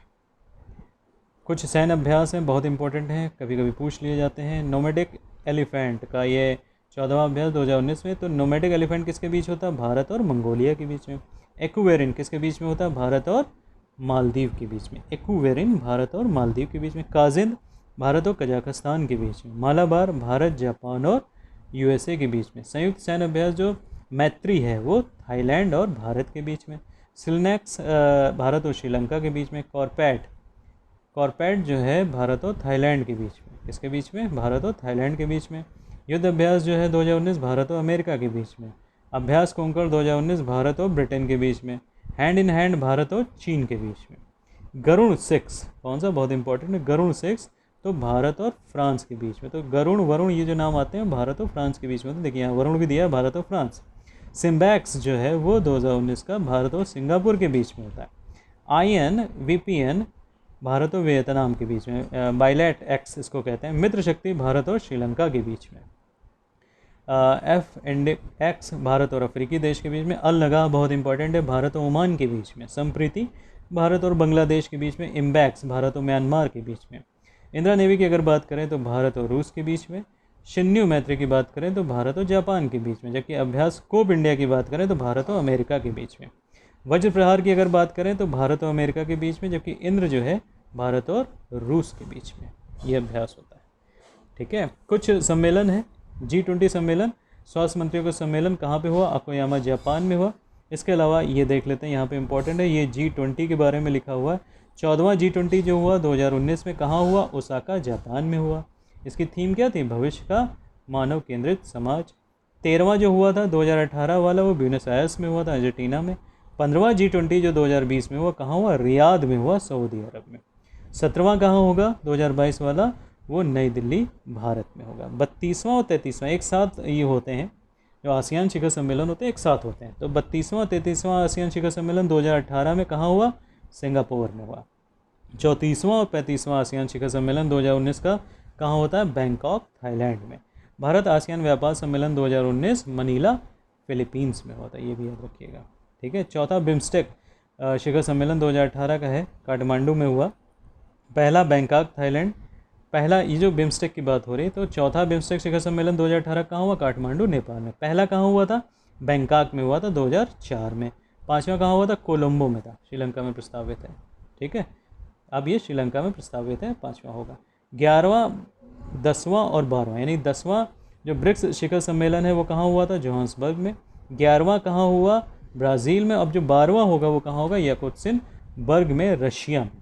मार्च 2019 में ब्रिक्स शेरपा सम्मेलन हुआ कुर्टिवा ब्राज़ील में। इसमें मुद्दा क्या? आतंकवाद को उठाया गया। 18, 19, 20 शंघाई सहयोग सम्मेलन देख लेते हैं तो 18वां होता है किंगदाओ चीन में। 19वां जो होता है बिश्केक किर्गिस्तान में। और जो 20वां होगा वो कहाँ होगा? रशिया में होगा। G7 सम्मेलन देख लेते हैं हम लोग तो 44वां G सम्मेलन 2018 का क्यूबेक सिटी कनाडा में हुआ था। 45वां शिखर सम्मेलन 2019 बियारिट्ज फ्रांस में। और 46वां 2020 कहाँ होगा? अमेरिका में होगा। 25वां 26वां 27वां 25वां जो चोंगम राष्ट्रमंडल सम्मेलन है 2018 का वो कहाँ पे हुआ था? लंदन में हुआ था। 26वां जो 2020 का है वो रवांडा में होना प्रस्तावित हुआ। 27वां 2022 का कहाँ? समोआ में। ठीक है, इंटरपोल 2019 जनरल असेंबली सम्मेलन जो चिली में है वो कहाँ पे? चिली में है। और 2022 में कहाँ पे होगा? ये भारत में होगा। 2019 का कहाँ हुआ था? चिली में हुआ था। 2022 का कहाँ होगा? भारत में होगा। 17 जून 1994 को पेरिस का स्थापना दिवस हुआ था तो अंकटाड उसमें UNCCD की स्थापना हुई थी। COP14 कहाँ हुआ था? भारत के नोएडा में। United Nation convention to combat desertification COP13 कहाँ हुआ है? आर्डोस चीन में। तो COP14 कहाँ पे हुआ? भारत में हुआ, नोएडा में। COP13 कहाँ हुआ था? आर्डोस चीन में हुआ था। अब संयुक्त राष्ट्र जलवायु परिवर्तन शिखर सम्मेलन, ठीक है, ये संयुक्त राष्ट्र जलवायु शिखर परिवर्तन सम्मेलन है। COP24, COP25, COP26। COP24 होता है कैटोविस पोलैंड में। COP25 हुआ मैड्रिड स्पेन में। होना था चिली में, है ना, लेकिन चिली में आपातकाल लग गया तो हुआ नहीं। हालांकि अध्यक्षता इसकी चिली के राष्ट्रपति ने ही की थी। COP26 ग्लासगो स्कॉटलैंड में होता है। 50वां गोल्डन जुबली भारत अंतर्राष्ट्रीय फिल्म महोत्सव कहाँ मनाया गया? पणजी में। अच्छा, याद रखिएगा कि जो अंतर्राष्ट्रीय फिल्म महोत्सव होता है वो हमेशा पणजी में ही मनाया जाता है। चौथा associate of world electronic commission web जो होता है वो कहाँ हुआ? बेंगलुरु में हुआ। इसके प्रमुख कौन बनाए गए? सुनील अरोड़ा बनाए गए। इलेक्शन है, सॉरी, चौथा associate of world election commission. ठीक है, तो इसके प्रमुख कौन है? सुनील अरोड़ा, जो मुख्य निर्वाचन आयुक्त थे एक समय में हम लोगों के। बेंगलुरु में हुआ था। भारत चीन औपचारिक दूसरा शिखर सम्मेलन है 2019 में। कहाँ होता है? तमिलनाडु में होता है। पहला कहाँ हुआ था? वुहान में हुआ था, चीन में। C40 की बात करें तो जलवायु शिखर सम्मेलन C40 2019 का कोपेनहेगन में हुआ जुलाई 2019 में। कहाँ? डेनमार्क में। ग्लोब कन्वेंशन ऑफ मेयर्स के यानी नगरों के जो प्रतिनिधि होते हैं उनका ये होता है। नवा साग फिल्म महोत्सव 2019 में कोलंबो में हुआ, नगर कीर्तन को मिला, अभी पीछे हम लोग देख चुके हैं। इसको निर्देशक जो थे कौशल गोंगली थे। सर्वश्रेष्ठ फिल्म सहित 4 पुरस्कार इनको मिले थे। 39वां विश्व कवि सम्मेलन कहाँ है? ये इंपॉर्टेंट है, भुवनेश्वर में हुआ था 2019 में। 5वां अंतर्राष्ट्रीय विज्ञान महोत्सव बहुत इंपॉर्टेंट है, कोलकाता में हुआ। चौथा कहाँ हुआ था? लखनऊ में हुआ था। और जो डिफेंस एक्सपो रखा गया 2020 वाला, वो कहाँ पर हुआ? बहुत इंपॉर्टेंट है, लखनऊ में। नमस्ते पैसिफिक 2019 दिल्ली में। महिला स्टार्टअप शिखर सम्मेलन की अगर बात करें तो अगस्त 2019 में ये कहाँ पे हुआ है? केरल में। खेलो इंडिया यूथ गेम्स 2019 का दूसरा संस्करण कहाँ होगा? पुणे, महाराष्ट्र में। ये 17 से अंडर 17 और अंडर 21 एज ग्रुप के लिए लिया गया। तीसरा जो होगा वो गुवाहाटी में होगा। पहला कहाँ हुआ था? दिल्ली में हुआ था। तो पहला इंडिया खेलो यूथ गेम दिल्ली में होता है। खेलो इंडिया स्कूल गेम थे, तब अंडर 17 ही रखे गए थे, कॉलेज के नहीं रखे गए थे। दूसरा हुआ पुणे, महाराष्ट्र में, इसमें अंडर 17 यानी स्कूल के और कॉलेज दोनों के रखे गए। और तीसरा होगा 2020 गुवाहाटी में। ओके, 15वां प्रवासी भारतीय दिवस हर 2 वर्ष में मनाया जाता है। 21 से 23 जनवरी की डेट चेंज कर दी गई थी, वाराणसी में मनाया गया 21 से 23 जनवरी के बीच में। इसी के बीच में देख लें कि अगर कचरा क्लिनिक की बात आती, कचरा क्लिनिक कहाँ खोला गया? तो वो भोपाल में खोला गया। लेकिन अगर कचरे से ऊर्जा बनाने के लिए किस राज्य ने पहल करी है, किस राज्य के शहर ने? तो भुवनेश्वर यहाँ पे आंसर होगा हम लोगों का। तो 15वां भारतीय जो हम लोगों का दिवस था 21 से 23 जनवरी 2019 को मनाया गया, ठीक है। और वाराणसी में थीम क्या थी? Role of Indian diaspora in building a new India, ठीक है। संयुक्त राष्ट्र महासभा का 74वां जो सम्मेलन है 2019 को कहाँ रखा गया? न्यूयॉर्क में रखा गया। अध्यक्ष कौन थे? तिजानी मोहम्मद बांडे, ये नाइजीरिया के हैं। मोदी का संबोधन हुआ था 27 सितंबर 2019 को। हाउडी मोदी कार्यक्रम 22 सितंबर 2019 को मनाया गया। हाउडी का मतलब कैसे हो? ह्यूस्टन शहर टेक्सास यूएसए में एनआरजी स्टेडियम में। थीम थी साझा सपने उज्जवल भविष्य। श्रीवास्तव मोदी इसी तरीके से देख के मनाया गया। कहाँ पर? बैंकॉक में। कहाँ पर मनाया गया? बैंकॉक में। और बैंकॉक के थाईलैंड में नवंबर 2019 में, ठीक है। कौन सा स्टेडियम था? निमिबुत्र स्टेडियम, ठीक। अटल कैंटीन ये हरियाणा सरकार चला रही है। 3 प्रजातियां जो संकटग्रस्त हैं, the great Indian bustard, Asian elephant और बंगाल फ्लोरिकेन, ठीक। आगे बढ़ते हैं। 107वीं किसान विज्ञान कांग्रेस का आयोजन कहाँ किया गया? बेंगलुरु में किया गया। 34वां अंतर्राष्ट्रीय सूरज कुंड शिल्प मेला कहाँ लगा? इसके भागीदार कौन थे? उज्बेकिस्तान था। थीम राज्य कौन था? हिमाचल प्रदेश था, ठीक है। मलेरिया मुक्त भारत 2027 तक हो जाएगा, 2030 तक इसको जड़ से ख़त्म करने की बात करी गई, इंपॉर्टेंट है। सुरंगा बावड़ी कहाँ है? कर्नाटक में है। लेमेरू एलिफेंट रिजर्व कहाँ है? छत्तीसगढ़ में है। हीरा संग्रहालय कहाँ खोला गया है? खजुराहो मध्य प्रदेश में खोला गया। ब्रेक्सिट में ब्रिटेन कब अलग हुआ? इंपॉर्टेंट है, 31 जनवरी 2020 को। 2020 को international year of planet health भी मनाया जाएगा, इंपॉर्टेंट है बहुत। 2020 को अंतर्राष्ट्रीय वर्ष प्लेनेट हेल्थ का मनाया जाएगा। अल्जाइमर रोग के लिए जो दवा है चीन ने घोषित कर दी है, GV971। नासा ने भारतीय विद्यार्थी आमास सिक्का द्वारा एक उपग्रह है रमनसेट 2। रमनसेट 2 क्या है? एक उपग्रह है। किसने बनाया? भारतीय विद्यार्थी आमास सिक्का ने बनाया, तो नासा ने इसको लॉन्च किया। सबसे तेज चिल्लाने वाला जो पक्षी है वो कौन है? नर वाइट बेलवर्ड है, अमेज़न के जंगलों में पाया जाता है। सोनाली विधि क्या है? ये जूट फाइबर को सेलुलोज शीट से अलग करती है। ये बांग्लादेश इस विधि को अपनाता है। सबसे तेज बुलेट ट्रेन कौन सी है? Alpha X. क्या नाम है इस बुलेट ट्रेन का? Alpha X. समर्थ ये योजना किसने चलाई है? फ्लिपकार्ट ने चलाई है। दुनिया का सबसे बड़ा मेडिटेशन सेंटर कहाँ पर है? हैदराबाद में है। दुनिया की सबसे बड़ी कोच निर्माण फैक्ट्री इंटीग्रल कोच फैक्ट्री है, ठीक है। कहाँ पर है ये? चेन्नई में स्थित है, ठीक है। अब इसके बाद देखिए ये उत्पादन है, तो उत्पादन का वीडियो मैं अलग से बना दूंगा, तो वो एकदम सेपरेट रहेगा। करंट में इसको मिक्स नहीं करते हैं हम लोग, ठीक है।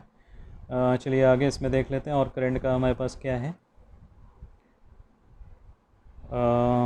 ठीक है, गरीबी के बारे में बात कर लेते हैं थोड़ा सा। गरीबी, रंगराजन समिति किस पे आधारित है? गरीबी पे। रंगराजन समिति के अनुसार क्या है? भारत में 29.5% गरीब हैं, जिसमें शहरी 26.4% है, ग्रामीण 30.9% है। ये आधार वर्ष क्या है? 2011-12, ठीक है। लेकिन तेंदुलकर समिति कहती है कि भाई भारत में 21.9% ही गरीब हैं, 13.7% शहरी हैं और ग्रामीण कितने हैं? 25.7% हैं। तो सर्वाधिक गरीब कहाँ है? सर्वाधिक गरीब अगर जनसंख्या में देखे जाए तो अपने प्यारे उत्तर प्रदेश में, फिर बिहार और फिर मध्य प्रदेश। जबकि प्रतिशत मात्रा में देखें तो सबसे ज़्यादा प्रतिशत गरीबों का छत्तीसगढ़ में है, फिर दादरा नगर हवेली और फिर तीसरा नंबर झारखंड का आता है। 2011 की जनगणना के अनुसार आयु समूह में कितने लोग पाए गए हैं? तो 0 से 4 वर्ष के जो लोग हैं उसमें 9.3% जनगणना है, 5 से 9 वर्ष में 10.5% है, 10 से 14 वर्ष में 11% है, सबसे ज़्यादा 15 से 59 वर्ष 60.3%, 60 से ज़्यादा आयु वाले 8.6% है और निश्चित जिनकी आयु का निश्चित नहीं किया जा सकता 0.4% है। कुछ रक्षा उपकरण देख लेते हैं हम लोग। हेलेना भारत में विकसित ये टैंक रोधी मिसाइल है। क्या है? टैंक रोधी मिसाइल है। चिनूक अमेरिकी कंपनी बोइंग द्वारा निर्मित हेलीकॉप्टर है। बराक 8 ये डीआरडीओ और इजराइल ने विकसित किया है इसको। ये सतह से हवा में मार करने वाली मिसाइल है। कहाँ से? सतह से हवा में मार करने वाली मिसाइल है। आईएनएस वेला योजना 75 के तहत ये चौथी स्कॉर्पियन पनडुब्बी है जो ली गई है, आईएनएस वेला। राफेल, बहुत नाम सुना है इसके लिए। राफेल फ्रांस की एस साल्ट द्वारा निर्मित लड़ाकू विमान है। S-400 ये रूस द्वारा एक एयर डिफेंस सिस्टम है। कौन सा? S-400। पिनाक क्या है? भारत की पहली स्वदेशी रॉकेट तकनीकी है पिनाक। अपाचे 640E ये एक अमेरिका द्वारा हेलीकॉप्टर है, लड़ाकू हेलीकॉप्टर है। इसरो के कुछ मिशन हैं।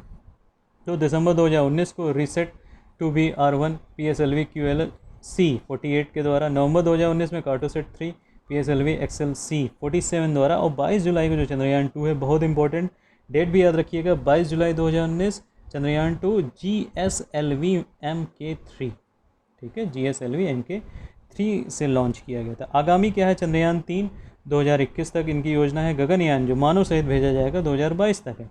पहला शुक्रयान ये भेजेंगे 2023 में, ये सब भारत की बात हो रही है। मंगलयान 2 जो है 2024 तक भेजने की इनकी व्यवस्था है।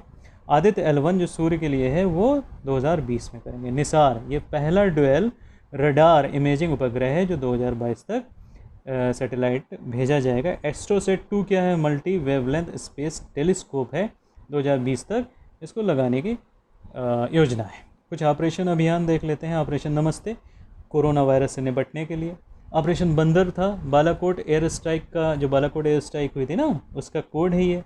ऑपरेशन संकल्प भारतीय वायुसेना द्वारा समुद्री सुरक्षा के लिए है। ऑपरेशन सनराइज 2 भारत तथा म्यांमार की सेनाओं द्वारा जो आतंकी शिविर नष्ट किए गए थे, तो उसके लिए ऑपरेशन सनराइज 2 नाम रखा गया था। ऑपरेशन सुदर्शन क्या है? बीएसएफ जो बॉर्डर सिक्योरिटी फोर्स है उसके द्वारा पंजाब और कश्मीर सीमा पर जो आतंकरोधी कार्रवाई करी गई उसको ऑपरेशन सुदर्शन नाम दिया गया। ऑपरेशन 25 क्या है? पुलवामा हमले के मास्टरमाइंड जो गाजी रशीद था, पुलवामा हमले का मास्टरमाइंड कौन था? गाजी रशीद, उसको पकड़ने के लिए ऑपरेशन 25 चलाया गया था। ऑपरेशन थर्स्ट ये आरपीएफ द्वारा चलाया गया। थर्स्ट यानी प्यास। रेल बसों और ट्रेनों में जो अनधिकृत रूप से पानी बेचते हैं, वेंडर्स जो अनधिकृत रूप से पानी बेचते हैं, उनके खिलाफ चलाया गया। ऑपरेशन थंडर रेलवे द्वारा आरक्षित टिकटों की कालाबाजारी रोकने के लिए इसको चलाया गया। ऑपरेशन वनीला बहुत इंपॉर्टेंट, अभी पूछा गया था। मेडागास्कर में आए डायना चक्रवात के विरुद्ध भारतीय सेना का अभियान था। ऑपरेशन सेतु ये वंदे भारत मिशन है, ये विदेश में जो भारतीय फंसे हैं कोरोना वायरस के चलते उनको भारत लाने का प्रयास है। कुछ जीआई टैग हैं, बहुत इंपॉर्टेंट है। खेज तथा खरगल मिर्च ये गोवा का है जीआई टैग। अरामपुर वुड कोविगम तमिलनाडु का है। Thanjavur native works Tamil Nadu. तेलिया रुमान तेलंगाना का है। कश्मीरी केसर कश्मीर का। ब्लैक राइस बहुत इंपॉर्टेंट है मणिपुर का। कोविलपट्टी कदलई मिलई तमिलनाडु की। और सोहराई खोवर पेंटिंग की बात करें तो झारखंड। कुछ चक्रवात आए थे इंपॉर्टेंट, देख लेते हैं। निसर्ग जून 2020 में आया, अरब सागर में महाराष्ट्र और गुजरात को बहुत इसने प्रभावित किया। अम्फान मई 2020 में आया, बंगाल की खाड़ी में उड़ीसा और पश्चिम बंगाल को प्रभावित करता है। डायने जो जून 2020 में आया, इसने मेडागास्कर में काफ़ी तबाही मचाई। बुलबुल नवंबर 2019 में आया बंगाल की खाड़ी में, ठीक है, उड़ीसा और पश्चिम बंगाल को इसने परेशान किया। मोबाइल ऐप कुछ है। ट्यूलिप पोर्टल ये अर्बन इंटर्नशिप योजना के तहत है, तो ट्यूलिप पोर्टल लिया गया। चैम्पियंस पोर्टल जो एमएसएमईज़ हैं, small and medium scales industries जो हैं, उनके प्रोत्साहन के लिए चैम्पियंस पोर्टल रखा गया। युक्ति पोर्टल ये एचआरडी मंत्रालय के प्रयासों की निगरानी करेगा। स्टैंड इन इंडिया पोर्टल ये जो देश में हमारे विदेशी पर्यटक फंस गए हैं उनके मदद के लिए है। गति पोर्टल ये राष्ट्रीय राजमार्ग निर्माण में तेज़ी लाने के लिए। आरोग्य सेतु ऐप बहुत ही सबसे तेज़ी से डाउनलोड होने वाला ऐप, कुछ ही दिनों में करोड़ों डाउनलोड हुआ था। ये आरोग्य सेतु ही है, विश्व में सबसे ज़्यादा जल्दी डाउनलोड होने वाला ऐप है ये कोरोना से बचाव के लिए। प्रमुख बैंकिंग दरें देख लेते हैं 22 मई 2020 को। रेपो, ये 22 मई 2020 की डेट के हिसाब से रेपो दर 4%, रिवर्स रेपो 3.35%, बैंक दर जो है 4.25%, सीमांत स्थायी सुविधा दर भी यही है 4.25%, नगद आरक्षण अनुपात 3% और जो सावधिक तरलता अनुपात यानी SLR है वो 18%। ठीक है, सम्मेलन की बात करते हैं तो G20 ये तो हो चुका है पहले, ओके ये सब हो चुका है।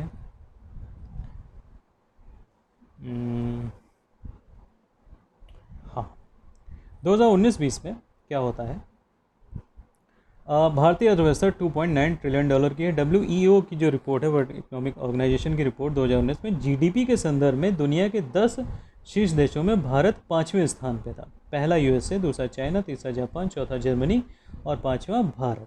विदेशी ऋण जो था हम लोगों के पास 2018-19 में 19.8% था जीडीपी का, 2019-20 में 20.1% रह गया। कार्बन स्टॉक की अगर बात करें तो सबसे ज़्यादा कार्बन स्टॉक किसके पास है, रशिया के पास, फिर ब्राज़ील के पास, फिर USA के पास, और भारत का स्थान कार्बन स्टॉक के मामले में क्या आता है, 8वां। FDI अंतर प्रवाह की बात करें तो पहला सिंगापुर आता है, दूसरा मॉरिशस आता है, तीसरा नीदरलैंड और चौथा स्थान किसका आता है, USA का आता है। भारत में जो सर्वाधिक खनिज आयात होता है वो इराक को होता है, फिर सऊदी अरब को होता है, UAE को होता है और चौथे नंबर पर ईरान को होता है। जबकि जो हम आयात करते हैं खनिज का, आयात, ये आयात था, सॉरी मैंने रियात बोल गया, ये आयात था। ठीक है, खनिज आयात हम किसका सबसे ज़्यादा करते हैं, पेट्रोलियम का, फिर हीरा का, फिर कोयले का, फिर प्राकृतिक गैस का। जो शीर्ष तेल उपभोक्ता अगर पूरे विश्व में देखा जाए तो पहला स्थान USA का है, दूसरा स्थान चाइना का है और तीसरा स्थान भारत का है, चौथा स्थान जापान का है। कच्चे इस्पात के उत्पादन की अगर बात करें तो पहला स्थान चीन का, दूसरा भारत का, तीसरा जापान का, चौथा USA का। जबकि तैयार इस्पात की खपत की बात करें तो पहला स्थान USA का, दूसरा चीन का और तीसरा भारत का, चौथा जापान का हो जाता है। ठीक है, सर्वाधिक मान्यता प्राप्त स्टार्टअप कहाँ पर है, महाराष्ट्र में नंबर 1, दूसरा स्थान कर्नाटक का, तीसरा दिल्ली का और उत्तर प्रदेश का चौथा। तो सर्वाधिक मान्यता प्राप्त स्टार्टअप सबसे ज़्यादा कहाँ पर है, महाराष्ट्र में, फिर कर्नाटक, फिर दिल्ली, फिर UP। और सर्वाधिक स्टार्टअप हैं किस क्षेत्र में, तो IT सेक्टर में सबसे ज़्यादा है, फिर हेल्थ केयर में और तीसरा स्थान शिक्षा का आता है। नमूना पंजीकरण प्रणाली रिपोर्ट जो SRS 2020 है 2018 के लिए जो राष्ट्रीय जन्म दर है वो 20 है। राष्ट्रीय जन्म दर कितनी है, 20 है। शहर के लिए 16.7 और ग्रामीण के लिए 21.6%। अधिकतम जो है वो बिहार की है और यूपी की है। नंबर 2 पे किसका आता है, यूपी का आता है। नंबर 3 पे स्थान किसका आता है, MP का। यूपी के लिए 25.6 है। न्यूनतम जो है वो अंडमान के लिए है और दूसरा स्थान गोवा का, तीसरा नागालैंड का, चौथा केरल का। संयुक्त रूप से अगर न्यूनतम जन्म दर देखें तो वो किसकी है, अंडमान की।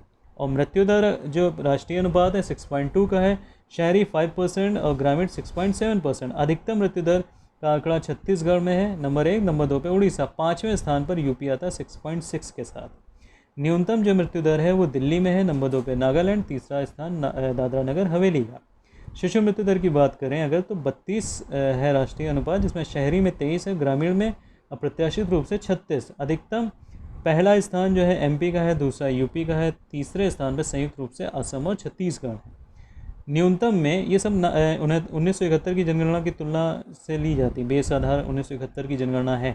तो न्यूनतम क्या है, नागालैंड का, दूसरा मिजोरम का और तीसरे स्थान पर केरल, गोवा और सिक्किम संयुक्त रूप से। ठीक है, 1971 की जनगणना की तुलना में 1/4 कम है। तो अगर हम प्राकृतिक वृद्धि दर देखें NGR तो 13.8% हुई। शहरी क्षेत्र में 11.6 नेट ग्रोथ रेशियो है, नेचुरल ग्रोथ रेशियो। शहरी में 11.6 और ग्रामीण में 14.9%। उत्तर प्रदेश की जन्म दर 25.6% है, जो शहरी में 22.6 और ग्रामीण में 14.9 है। मृत्यु दर 6.6 है, जो शहरी में 5.6, ग्रामीण में 7 है। जो प्राकृतिक ग्रोथ रेशियो है वो 19 है, शहरी में 17.2 और ग्रामीण में 19.6। शिशु मृत्यु दर की बात करें तो 43 है, शहरी में 45 और ग्रामीण में 46। तो ये पूरे वर्ष का करंट था, इसमें कोई भी पॉइंट नहीं छूटा है। आप इसको पूरा तैयार कर लेंगे तो आप ये मान के चलिए कि अधिकतम प्रश्न आपको वहाँ से मिल जाएंगे। और इसके अलावा एक डिटेल्ड का हम पार्ट 1, पार्ट 2, पार्ट 3, भाग 1, भाग 2, भाग 3 करके चल रहे हैं, तो वो थोड़ा विस्तृत क्वेश्चन के लिए आएगा, तो उसके कई पार्ट्स पढ़ेंगे। अभी तक 3 डाल चुके हैं, तो आशा करते हैं ये आपको अच्छा लगेगा। धन्यवाद।